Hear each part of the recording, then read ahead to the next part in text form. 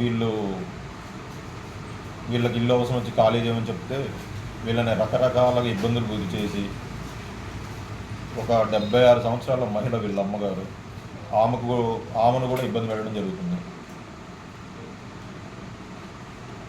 దీంట్లో భాగంగా 7/6/22న ఇల్లు ఖాళీ చేయమని వీళ్ళ అమ్మగారైన అహల్య గారు రాము గారికి నోటీస్ పంపిస్తారు.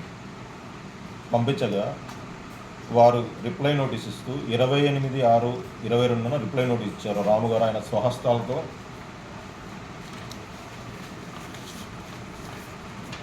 నోటీస్లో అతను సంతకంతో పాటు పెట్టాడు, రాము గారు సంతకంతో పాటు పెట్టాడు. 20 లక్షల రూపాయలు